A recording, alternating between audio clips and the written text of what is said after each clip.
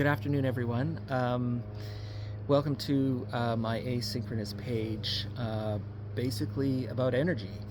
Um, I feel that energy is the important decision-making principle, and so I want to give you some insight into what energy means and how it applies on a daily basis.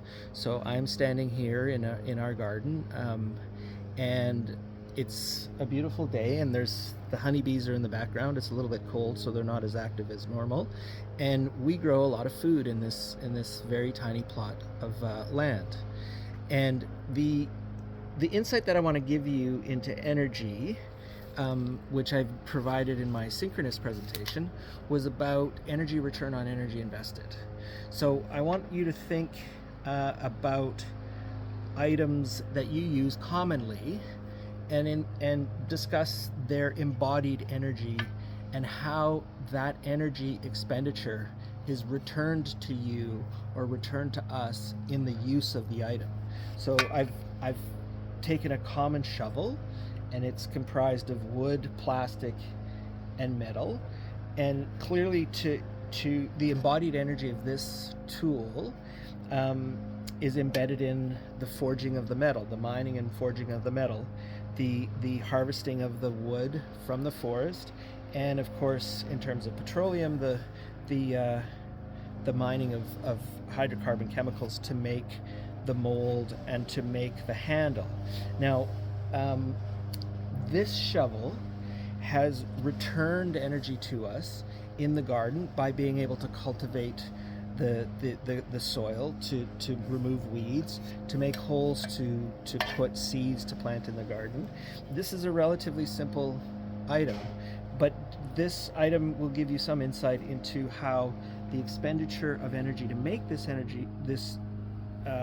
material has to be utilized to get a return on the energy. And what is the return normally on the energy of this kind of item? Well, for us, it's the food that we get in the garden that is essentially free.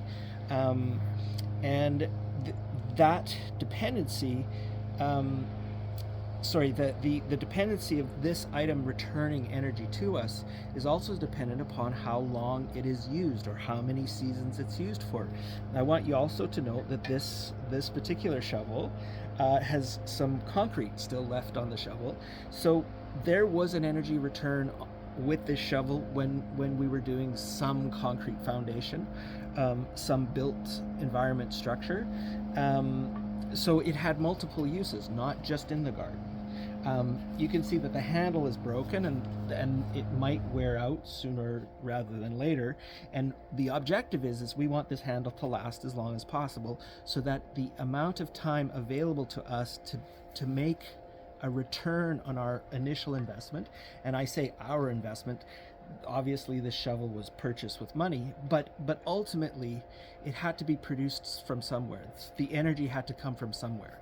So really, these items, all of these items, have not just a financial value, but an energy value. And it's that energy value that basically my asynchronous presentation is hoping to convey to you, so that you as a learner and you as a participant have a better understanding, or have a better utility when it comes to understanding energy return on energy invested, and how it can work to your advantage, and how it can work to the advantage of the society and the places that we live in, because ultimately education is such.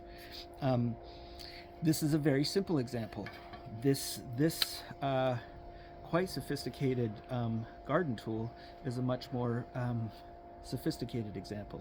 It also encompasses 3 materials, but you need to keep the handle sharp to make it utility. It has moving parts to it, so there is more of an energy investment in terms of the design of the material, in terms of the design of the equipment.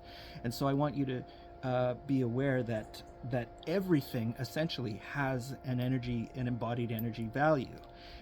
Some things are more sophisticated than others, but the idea is that we need to gain an energy return on any of these items that we have produced, because the energy that we have put into these also results in a footprint, usually a carbon footprint or a pollution footprint, that has an impact on us in a different manner.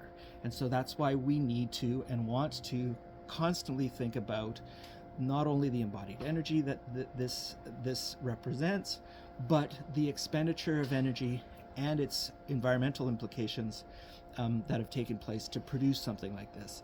All of those decisions will become, in my opinion, much more important in the future, and I hope to share resources with you so that you have insight into how this process works.